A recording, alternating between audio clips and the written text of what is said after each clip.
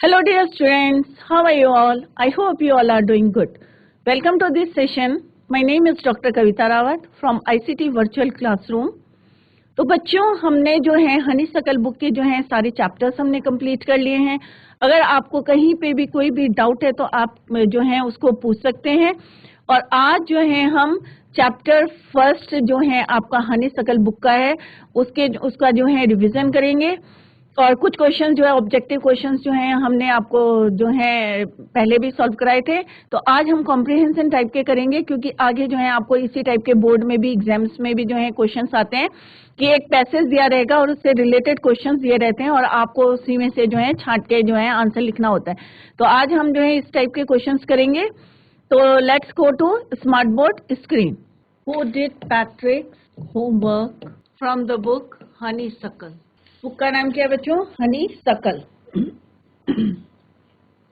तो इसका जो है हम आज रिवीजन करेंगे इस चैप्टर का और किस तरह से जो है कॉम्प्रिहेंशन टाइप के क्वेश्चंस आते हैं वो आज हम इसको करेंगे.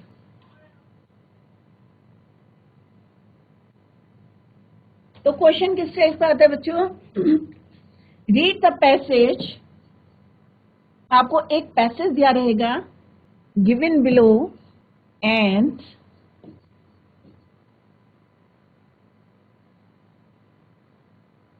the question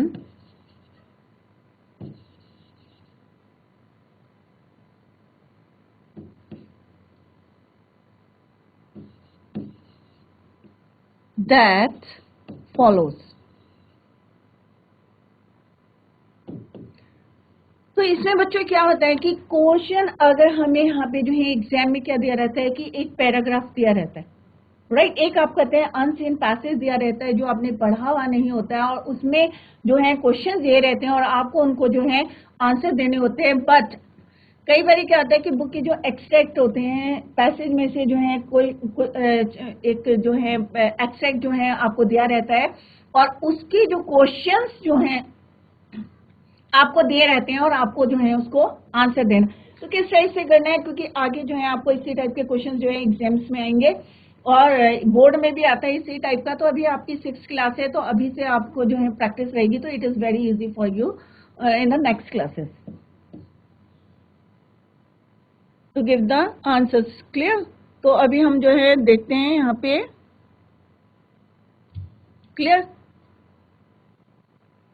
तो यहाँ पे मैं एक पैराग्राफ बता रही हूँ. आप अपनी बुक में देखें कि वो जो पैसेज कौन सा है और उससे related questions. It was not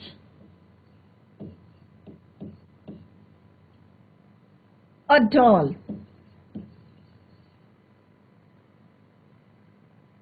at all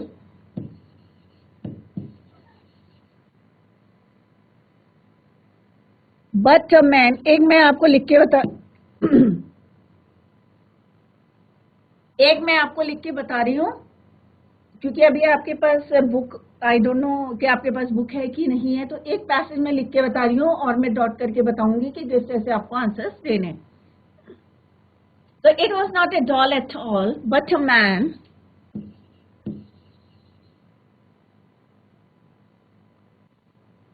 of the tiniest size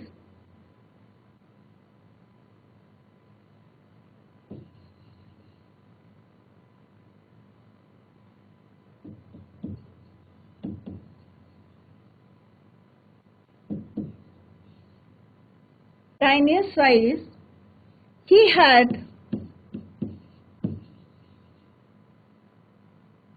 a little wool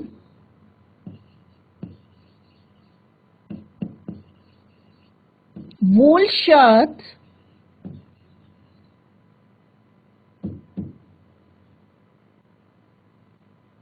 with old-fashioned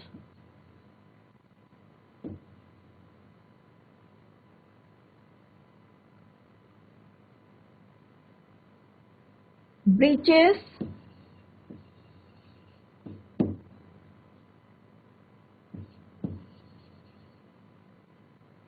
and a high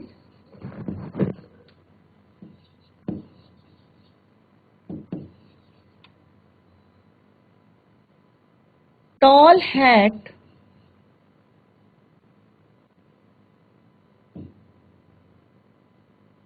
much like witches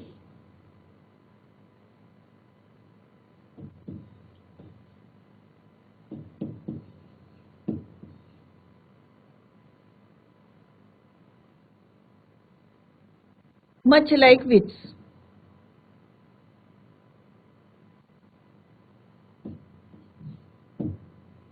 He yelled,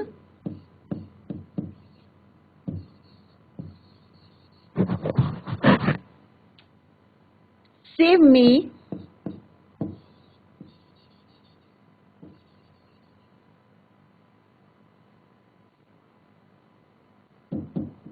ये डॉट करके मैंने लिखा प्रॉमिस, आप बुक में चेक कर लें। लास्ट है promise you that, promise you that. Clear? तो एग्जाम में क्या होगा बच्चों की, इस तरह से आपको पैसेज दिया रहेगा, बुक का पैसेज है, आप लोग इसको चेक करें अपने बुक में। And now the first question that follow, क्या है पहला question? He who yelled was, जिसने yelled करा था। पहले मैं आपको थोड़ा सा बता दूं कि what is the meaning of this para। जब हमने पढ़ा था who did Patrick's homework, तो आपको अच्छी तरीके से मैंने बताया था कि पैट्रिक never did homework, कभी होमवर्क नहीं करता था, उसको बहुत ज्यादा वो बोरिंग लगता था। ऑलवेज ही प्लेड हॉकी और फुटबॉल, बास्केटबॉल, राइट। और उसके जो टीचर्स हैं वो हमेशा बोलते थे कि डू योर होमवर्क, लर्न करने के लिए बोलते थे, परंतु वो जो है बिल्कुल रिफ्यूज करता था। ही हेटेड होमवर्क, होमवर्क करना उसे नहीं पसंद था। तो यहाँ पे जो स्टैंजा है, he it was not a doll at all. यहाँ पे जिसकी बात करी है वो यहाँ पे बताया गया है कि वो जो है क्या है, एक डॉल नहीं है, राइट,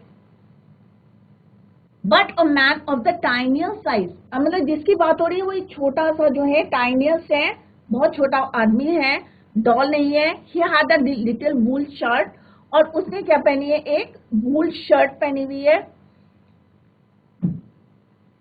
विथ ओल्ड फैशन, और जो है वो बहुत पुराने फैशन की है, जो शर्ट पहनी है पुराने फैशन की है। ब्रीचेस और शॉर्ट ट्राउजर्स, ब्रीचेस का मतलब होता है short trousers, and high tall hat, और एक लंबी सी जो है क्या पहनी हुई है, उसने हैट पहनी है जैसे विच की होती है। ही यल्ड, यल्ड माने क्या होता है बच्चों, चिल्लाना, क्यों, राइट। और वो क्या क्या बोला उसने, ही यल्ड सेव्ड मी, वो चिल्लाने लगा, यल्ड करने लगा कि सेव मी, मेरे पर मेरे क्या है, मुझे बचाओ, ठीक है। Don't give me back to that cat, अब वो बोलता है कि मुझे जो है उस कैट के पास मत भेजो। तो यहाँ पे जो है कंप्लीट लाइन लिख लेते हैं, तो आप लोग क्योंकि अभी छोटे बच्चे हो तो आपको क्लियर नहीं होगा, तो वो लाइन भी मैं लिख देती हूँ कि जिससे आपको इजी रहेगा टू गिव द आंसर्स। तो वो क्या बोलता है बच्चों कि save me, don't give me back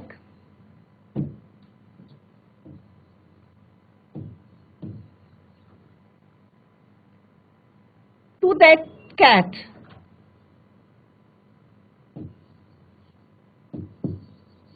कि मुझे वो चिल्लाया, कौन चिल्लाया, वो टाइनियस्ट जो आदमी था, छोटा सा था जिसने लंबी सी हैट पहनी थी, वो क्या चिल्लाता है, save me, don't give me back to that cat, I will grant you a wish,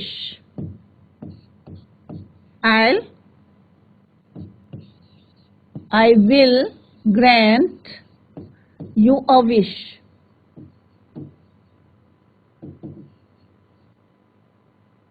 I promise you that।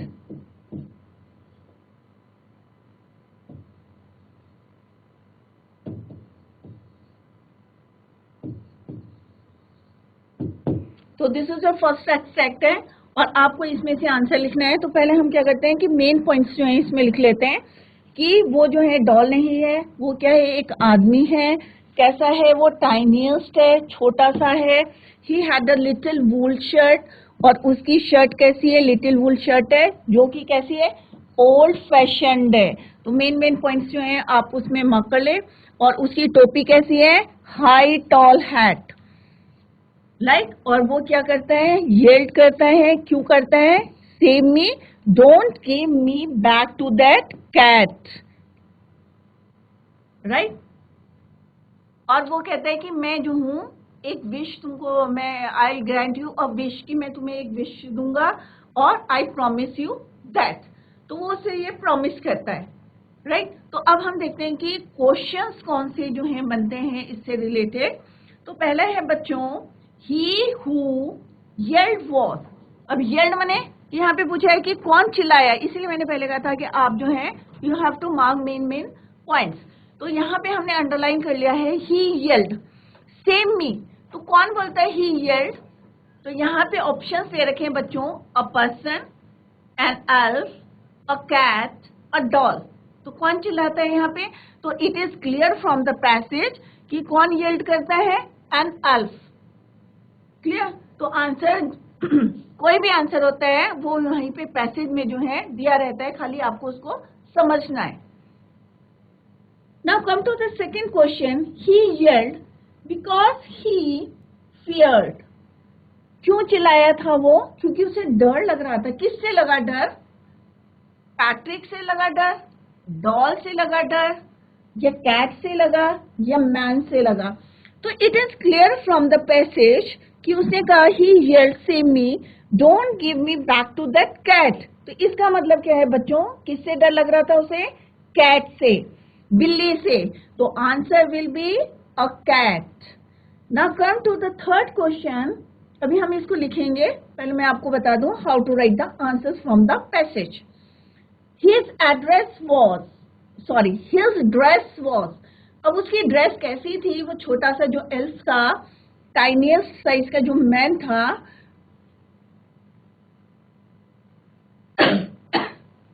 तो उसकी जो ड्रेस थी कैसी थी बच्चों, ओल्ड फैशन थी, फैशनेबल था, या ब्लैक कलर की थी, या व्हाइट कलर की थी। तो कैसी थी, तो यहां से it is clear from the passage कि उसकी जो ड्रेस थी कैसी थी, ओल्ड फैशन थी। तो answer is given in the passage. आपको किस तरह से क्वेश्चन में फ्रेम करना है ये मैं आपको बता रही हूं। Now come to the next question. According to the passage of which has is. अब पैसेज के अकॉर्डिंग जो है क्वेश्चन पूछा है कि जो उसकी हेड थी कैसी थी, स्मॉल थी, ब्रॉड थी, वुलन थी, या हाई टॉल थी। हाई टॉल जैसे यहाँ लिखा है हाई थी, तो ऑब्वियस है उसकी हेड कैसी थी बच्चों, हाई थी। तो आंसर विल बी कैसा होगा, आंसर कौन सा रहेगा इसमें, high. Next is he was making a promise to. अब यहाँ पे क्वेश्चन है कि वो जो है जो चाइनीज मैन था वो किससे प्रॉमिस कर रहा था। तो ऑब्वियस है वो किससे कर रहा था, it is clear from the passage, I will grant you a wish. Elf किससे बोल रहा है, पैट्रिक से कह रहा है आई प्रॉमिस यू दैट। तो किससे प्रॉमिस कर रहा है वो, यहाँ पे ऑप्शंस हैं, अ कैट से कर रहा है, पैट्रिक से कर रहा है, विच से कर रहा है, या आपसे कर रहा है। तो from the passage the answer क्या है, इसका आंसर पैट्रिक। तो वो किससे कर रहा था, पैट्रिक। तो अब ये क्वेश्चन हम लिख लेते हैं। आंसर कैसे लिखना है, पहले आप इसमें यहाँ पे मेन पॉइंट अंडरलाइन कर लें और फिर उसको जो है क्वेश्चन में आप उसको फ्रेम करें, तो आपको जो है क्लियर हो जाएगा कि how to write the answer of that question.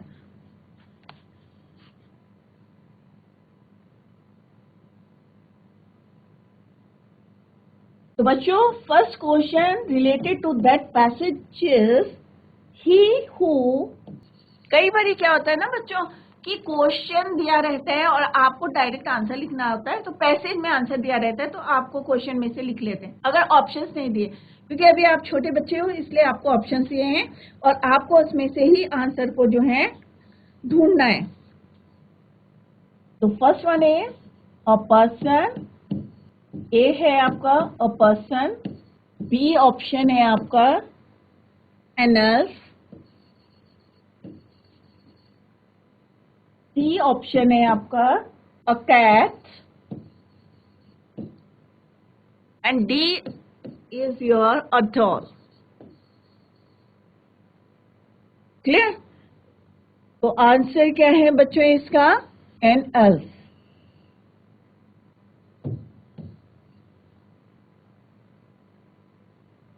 So he who yelled was an elf. Now come to the second question.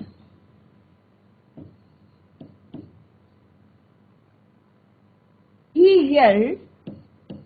ही किसके लिए यूज हुआ है बच्चों? यहाँ पे टाइनियर साइज का जो मैन है उसके लिए यूज हुआ है ही।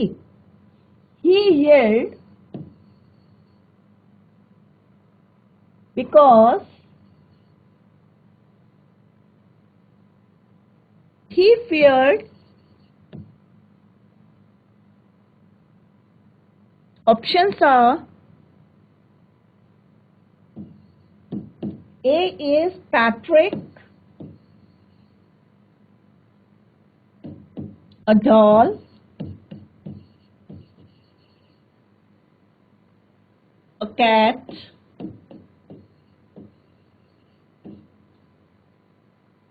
a man.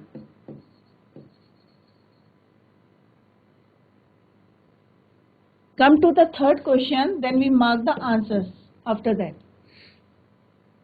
His dress was, किसकी ड्रेस पूछी है यहाँ पे? टाइनियर साइज का जो मैन है उसकी पूछी है, एल्फ की। His dress was, options are old fashioned,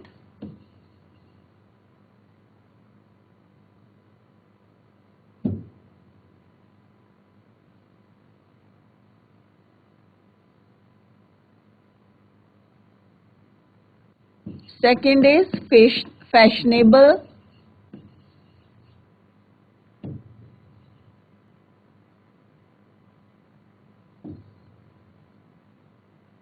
C is black,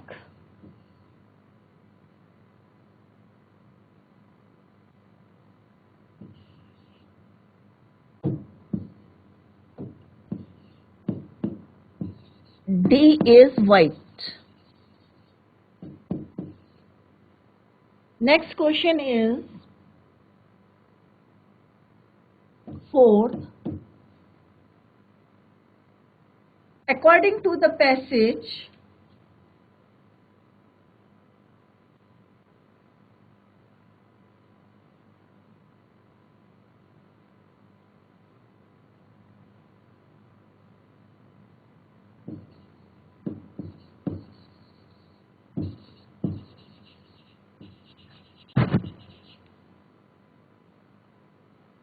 which hat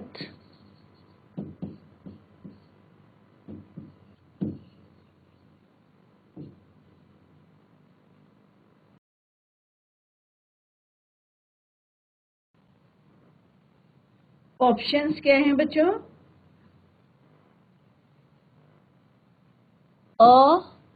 first one is small,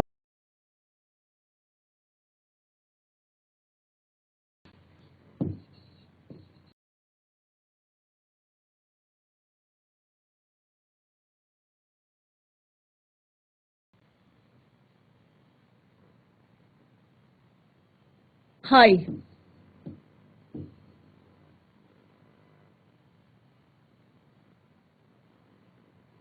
Fourth question is, fifth is, he was making a promise. He was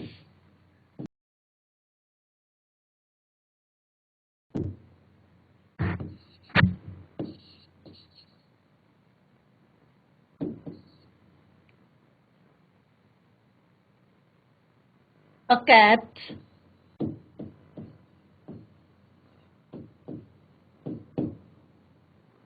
Patrick,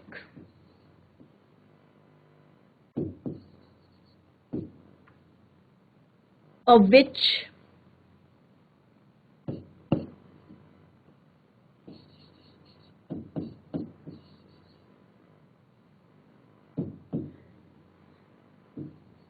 you.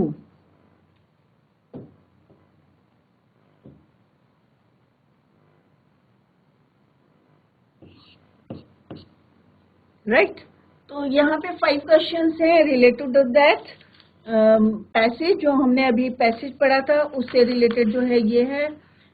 तो यहाँ पे बच्चों first question जो है जैसे मैंने आपको पहले भी बताया था और मार्क करके मैंने आपको बताया था कि किस तरह से पैसेज में से आपको क्वेश्चन ढूंढने हैं। तो अभी से आप जो है प्रैक्टिस करें कि किस तरह से आपको एक्सट्रैक्ट में से जो है क्वेश्चन फाइंड आउट करने हैं, क्योंकि इसमें पूरे पूरे नंबर मिलते हैं। तो फर्स्ट वन जो है he who yelled was an elf ने, राइट ये मैंने अभी आपको पैसेज में क्लियर करा। He yelled because he feared, किससे डर लग रहा था उसको? कैट से, राइट तभी उसने बोला था सेव मी, और क्या बोला था उसने? Don't give me back to that cat, इसलिए उसको किससे डर लग रहा था? कैट से। हिज ड्रेस वॉज, और जैसे अभी हमने पढ़ा था कि उसकी ड्रेस कैसी थी? ओल्ड फैशन थी, पुराने टाइप की थी। क्लियर? तो ए ऑप्शन जो है विल बी राइट आंसर रहेगा इसका। According to the passage of this hat, कैसी थी? जैसे अभी हमने पढ़ा था कैसी थी बच्चों? हाई टॉल हैट थी, राइट तो यहाँ पे आंसर क्या होगा इसका? High. He was making a promise, अब वो प्रॉमिस किससे कर रहा था? कैट से कर रहा था, पैट्रिक से कर रहा था, विच से कर रहा था, या आपसे? तो it's answer is very simple, किससे कर रहा था वो प्रॉमिस? पैट्रिक से। तो आई होप कि आपको क्लियर हो गया होगा कि किस तरह से आपको जो है आंसर्स जो है फाइंड आउट करने। सिमिलरली वन मोर, एक और हम जो है इसकी प्रैक्टिस कर लेते हैं, राइट तो अभी मैं पूरा नहीं लिखूंगी, मैं खाली अंडर डॉट करके लिखूंगी। तो आप जो है बुक में चेक कर लें उसको कि कौन सा पैरा है ये, इसको नोट कर लीजिए। और आई होप आप लोगों की समझ में आ गया होगा, it is very easy.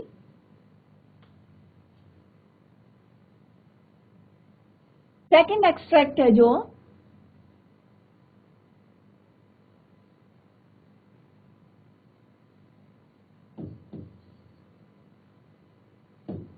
extract 2 from the same chapter.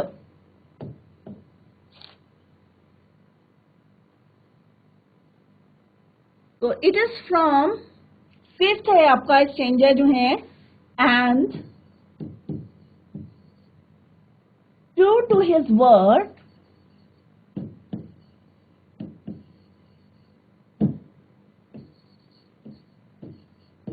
मैं पूरा नहीं लिख रही हूं बच्चों, आप अपनी बुक में जो है इसको चेक करें। In what ever way, in what ever way, clear? तो ये आपका एक्सट्रैक्ट है, पूरा आप अपनी बुक में चेक कर ले, राइट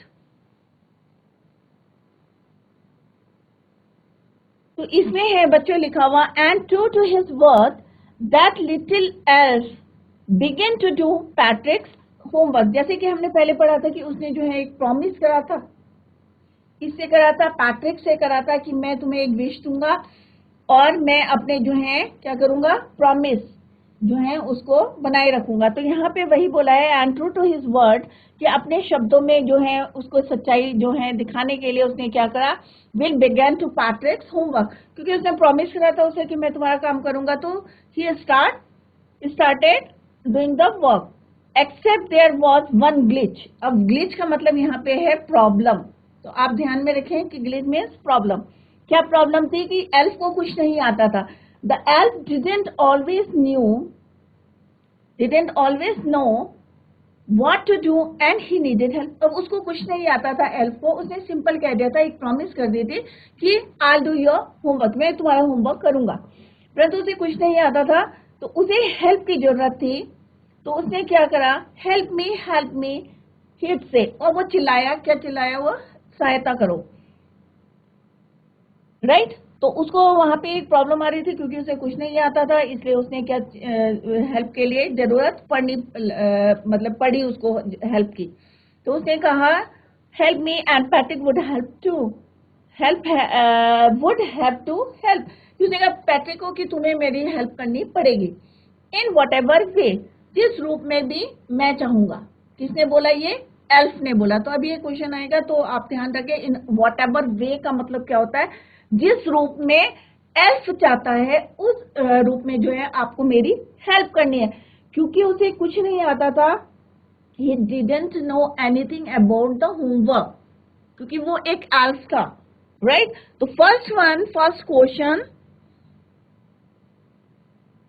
इज, तो फर्स्ट क्वेश्चन है बच्चों आपका,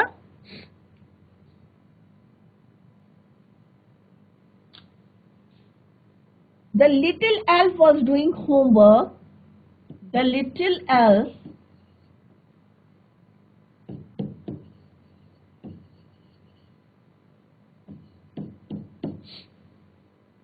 was doing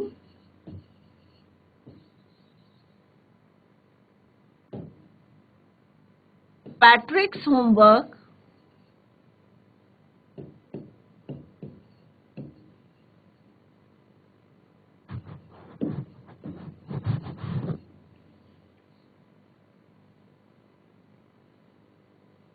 because, अब यहाँ पे पूछा है कि व्हाट इज द रीजन, कि क्यों कर रहा था वो उसका काम। द ऑप्शंस क्या दिए हैं बच्चों यहाँ पे? First one is he liked it,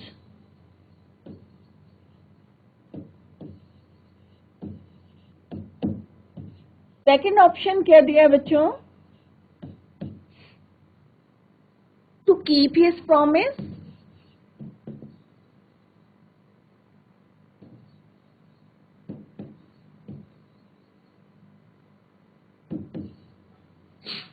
and the third one is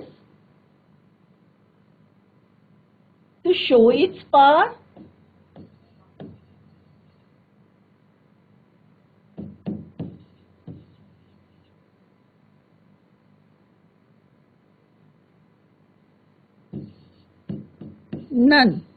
none of the above, right? तो आपको तीन ऑप्शन हैं कि क्या उसे अच्छा लगता था इसलिए वो काम कर रहा था, या अपनी प्रॉमिस को बनाए रखने के लिए कर रहा था, या टू शो इट्स पावर, या अपनी ताकत दिखाने के लिए कर रहा था, या इसमें से एक भी नहीं, none of the above, right? तो इसका आंसर क्या होगा कि the little elf was doing Patrick's homework because to keep his promise, क्योंकि उसने उसको प्रॉमिस किया था कि मैं उसका काम करूंगा। तो that is the answer of this question. Now come to the next. The elf asked for Patrick's help because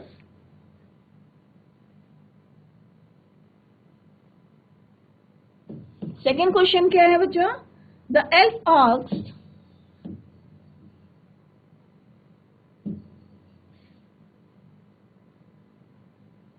for Patrick's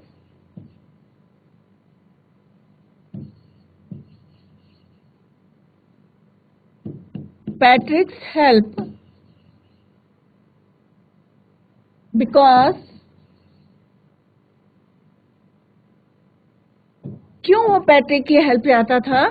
तो ऑप्शंस हैं बच्चों,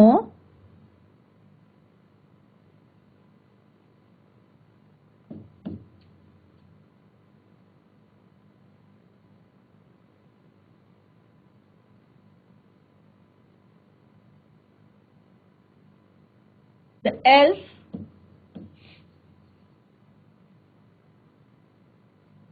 knew everything,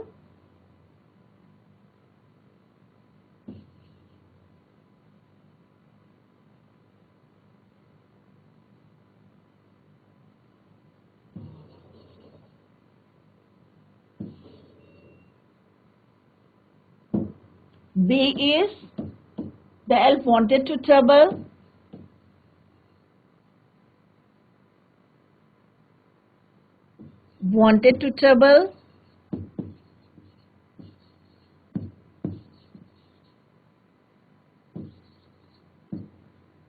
कि उसको प्रॉब्लम में डालना चाहता था, या the elf really needed it,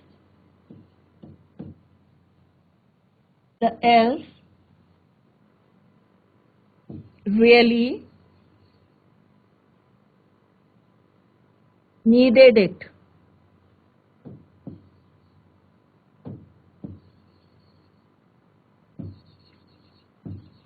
needed it.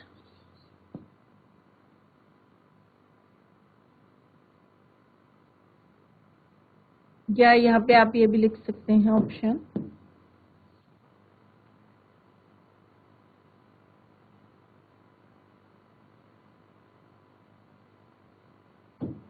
wanted to trouble him.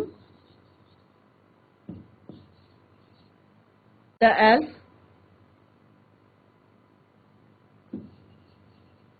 did not want to do.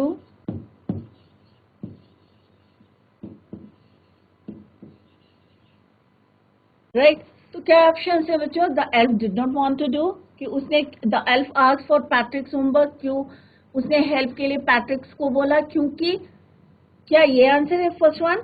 The elf did not want to do, या the elf wanted to trouble him, उसको problem में डालना चाहता था, या the elf really needed it, actual में उसको need थी क्योंकि उसको कुछ नहीं आता था. तो द आंसर इज सी. तो सी जो है आपका आंसर है, क्योंकि उसको उसकी जरूरत थी, क्योंकि he didn't know anything about the homework. To keep, and first one का आंसर क्या है? To keep his promise. Right? Now come to the next question. The phrase in whatever way. Question number third. The phrase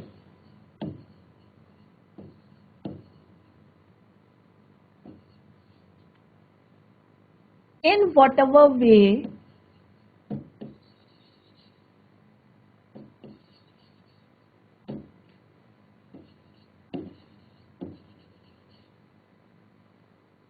implies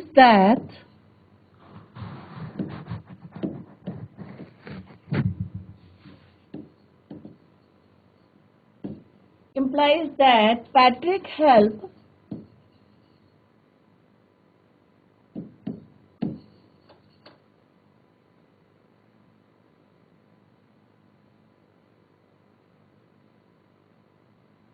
the way he liked.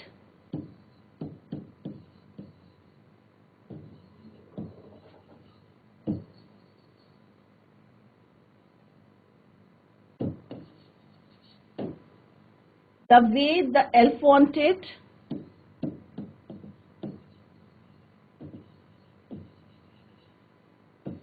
Elf wanted. C is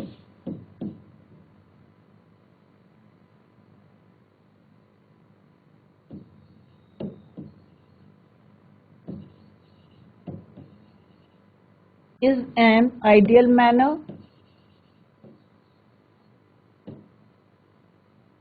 Very willingly.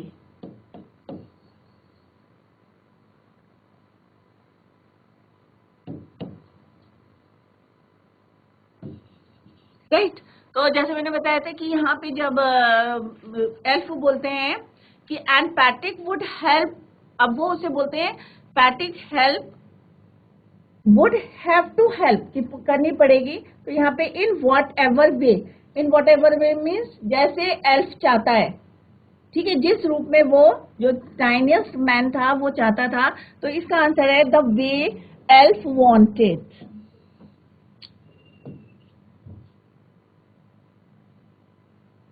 कि जिस तरीके से elf चाहता है उसी तरीके से help करना है, क्योंकि उसे होमवर्क करना नहीं आता था और वो चाहता था कि मैं जैसे जैसे पूछता रहूं वैसे वैसे जो है पैट्रिक जो है मुझे हेल्प करता रहे, और इस तरह से उसने उसका वर्क कंप्लीट करा. तो आज हमने कॉम्प्रिहेंशन टाइप का जो है आपको सिखाए हैं कि किस तरह से जो है आपको क्वेश्चन जो है सॉल्व करने. राइट? और कई बार मीनिंग भी पूछते हैं, जैसे अभी एक और जो है पैरा है उसमें एक ग्लिच वर्ड आया. तो what is the meaning of a glitch? That is your, मैंने पढ़ाते समय बताया था, उसका मतलब होता है प्रॉब्लम. तो इस तरह से आपके क्वेश्चंस आते हैं. और इसमें एक और क्वेश्चन है, फोर्थ क्वेश्चन भी है, द वर्ड ग्लिच. राइट?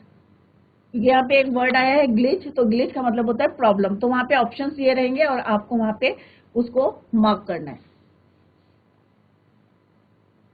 तो इस क्वेश्चन को भी लिख लेते हैं हम. फोर्थ क्वेश्चन है, The word glitch in the passage means the word glitch, T-C-H, glitch in the passage means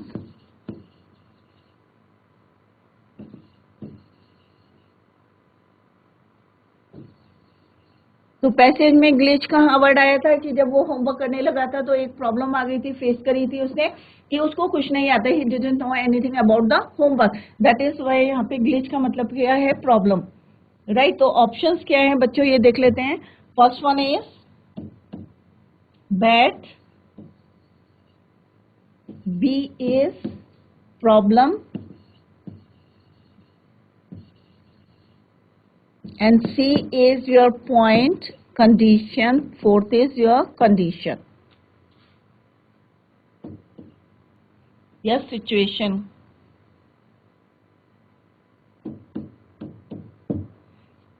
तो क्या प्रॉब्लम आई थी बच्चों, because he did not know anything about the homework. तो जैसे ही वो होमवर्क करने बैठा था तो उसको यही प्रॉब्लम जो फेस आई थी, क्योंकि उसे कुछ नहीं आता था, that is why he asked for help. तो यहाँ पे answer is your B, that is problem. Clear? तो इस टाइप के आपको क्वेश्चन आने चाहिए, क्योंकि अभी आपकी स्टार्टिंग है इसलिए हमने ऑप्शन दिए हैं, अदरवाइज क्वेश्चन दिए रहते हैं और आपको उनके आंसर्स देने। अभी आपको क्या करना है, ऑप्शंस में से करेक्ट आंसर को जो है सिलेक्ट करना है, राइट। तो बच्चों आज हमने रिवीजन कराया है फर्स्ट चैप्टर का, हनीसकल बुक का, और आई होप आप लोगों के समझ में आ गया होगा कि किस तरह से हम एक्सट्रैक्ट में से जो क्वेश्चन दिए रहते हैं उसके आंसर जो है उसी में दिए रहते हैं, हमें खाली मार्क करना होता है। तो जब भी हम कोई एक्सट्रैक्ट दिया रहता है तो उसको पहले रीड करें और अंडरलाइन करें, मेन पॉइंट्स अंडरलाइन करें, देन उसके जो है क्वेश्चंस जो दिए रहते हैं उसके आंसर्स जो है प्रॉपर्ली उसमें फ्रेम करें। क्लियर? तो आई होप आप लोगों के समझ में आ गया होगा कि किस तरह से आंसर्स जो है देते हैं हम। तो that's all for today, thank you so much, bye, take care, have a nice day.